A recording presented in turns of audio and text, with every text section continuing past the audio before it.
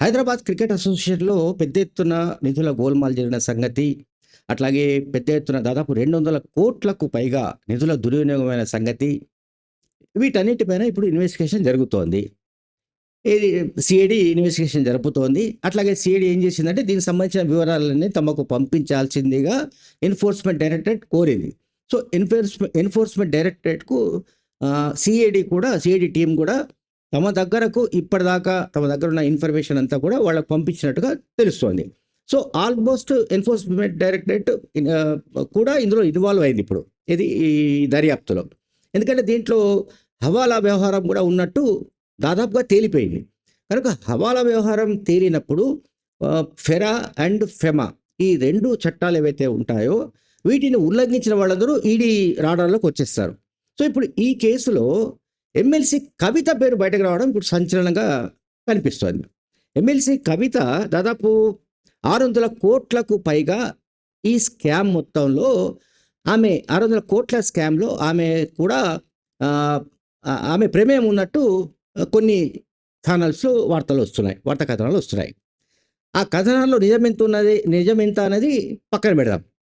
But ఆమె పేరు చాలా ప్రముఖంగా వస్తోంది. అంటే తెలంగాణ జాగృతికి అసలు ఇప్పటిదాకా వస్తున్న విరాళాలు, విదేశాల నుంచి వచ్చిన విరాళాలు, అట్లాగే భారత రాష్ట్ర జాగృతి అని పెట్టిన తర్వాత, ఆ తర్వాత కూడా వచ్చిన విరాళాల సంగతి ఏంటి అనే అంశం కూడా ఈ దర్యాప్తులో భాగంగా వచ్చే అవకాశం ఉన్నట్లు కొంత సమాచారం లీక్ అవుతోంది. అండ్ ఈ పర్టిక్యులర్‌గా కవితకు సంబంధించిన ఆస్తులు, అంటే ఆమె నిజామాబాద్‌లో ఉన్న ఆస్తులు, ఆమె పేరిట గానీ, ఆమె బినామీల పేరిట గానీ నిజామాబాద్, కరీంనగర్, జగిత్యాల, మెట్పల్లి, హైదరాబాద్ ఈ ప్రాంతాల్లో కవిత పేరిట గానీ, కవిత భర్త అనిల్ పేరిట గానీ, లేదా అనిల్ సోదరి, అనిల్ బావ ఆ కుటుంబానికి సంబంధించిన, ఆ బంధువులకు సంబంధించిన ఆస్తుల వివరాలను కూడా సేకరించాలని ఎన్ఫోర్స్‌మెంట్ డైరెక్టరేట్ సీఐడీని ఆదేశించినట్టుగా తెలుస్తోంది. సో, సీఐడీ ఇప్పుడు వాటిపైన కూడా దృష్టి పెట్టినట్టుగా తెలుస్తోంది. అంటే ఈ హైదరాబాద్ క్రికెట్ అసోసియేషన్‌లో నిధుల గోల్మాల్, దుర్వినియోగం, అట్లాగే హవాలా వ్యవహారాలు వీటికి సంబంధించి ఆ ఆస్తులు ఎక్కడికి వెళ్ళాయి? అట్లాగే ఆ డబ్బు ఏ రూపంలో ఆస్తులుగా మారాయి అనే దానికి సంబంధించి ఏంటంటే ఇప్పుడు కవిత భర్త అట్లాగే మొత్తంగా వాళ్ళ కుటుంబ సభ్యుల, వాళ్ళ బంధువులకు సంబంధించిన ఆస్తులు ఎక్కడెక్కడ ఉన్నాయి, అట్లాగే ఇంకా వాళ్ళకి సంబంధించిన లావాదేవీలు ఏమిటి, వాళ్ళు చేస్తున్న వ్యాపారాలు ఏమిటి, ఇప్పుడు అన్నిటికి సంబంధించిన కన్స్ట్రక్షన్స్ వ్యాపారాలు ఉన్నాయని చెప్తున్నారు. సో, ఆ కన్స్ట్రక్షన్స్ వ్యాపారాల్లో ఆయనకు వచ్చే ఆదాయం ఎంత, అట్లాగే ఆ రియల్ ఎస్టేట్ వ్యాపారాల్లో వస్తున్న లాభాలేంటి, ఇవన్నీ కూడా ఇప్పుడు ఇన్వెస్టిగేషన్‌లో ఉన్నట్టుగా తెలుస్తోంది. ఇది సీఐడీ ఇన్వెస్టిగేషన్‌లో. అట్లాగే ఈ హైదరాబాద్ క్రికెట్ అసోసియేషన్‌కు సంబంధించిన కుంభకోణంలో మాజీ ఎమ్మెల్సీ కవిత 600,00,00,000 స్కామ్ పాల్పడ్డట్టుగా తెలంగాణ క్రికెట్ అసోసియేషన్ వాళ్ళు సీఐడీ చీఫ్ చారు సిన్హాకు కలిసి ఒక పెన్ డ్రైవ్‌ను ఇచ్చారు. అంటే ఆ పెన్ డ్రైవ్‌లో మొత్తం ఆధారాలు ఉన్నట్టుగా ఇప్పుడు ఒక ప్రచారం జరుగుతోంది. అంటే ఆ పెన్ డ్రైవ్‌లో కవిత ఇన్వాల్వ్‌మెంట్‌కి సంబంధించిన, ఆమె రోల్‌కు సంబంధించిన ఇష్యూస్ కావచ్చు, అట్లాగే ఇతర లావాదేవీలకు సంబంధించిన ఇష్యూస్ కావచ్చు, ఇవన్నీ కూడా వస్తున్నాయి. ఈ ఈ హైదరాబాద్ క్రికెట్ అసోసియేషన్‌కి సంబంధించిన స్కామ్ బయటకొచ్చినప్పుడు కవిత, కేటీఆర్ ఇద్దరి పేర్లు కూడా వచ్చాయి.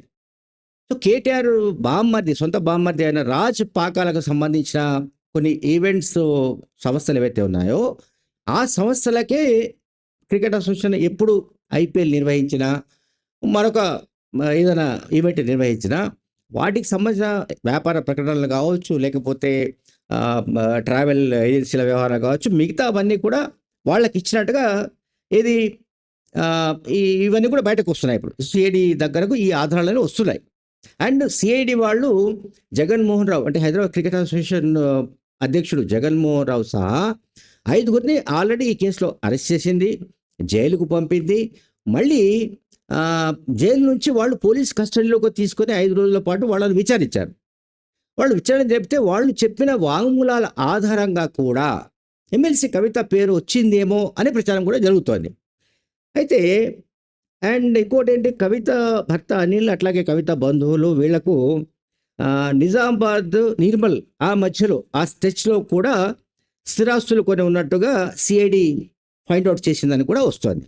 అయితే ఇక్కడ ఒక ట్విస్ట్ ఉంది ఇక్కడ. ఒక ట్విస్ట్. ఈ ట్విస్ట్ ఏంటంటే ఎమ్మెల్సీ కవిత పేరు బయటకు రావడానికి కానీ, కవిత పేరు అంటే కవిత ఈ స్కామ్‌లో ఉన్నారా? లేదా? అనేది అది మనకెవరికీ తెలియదు.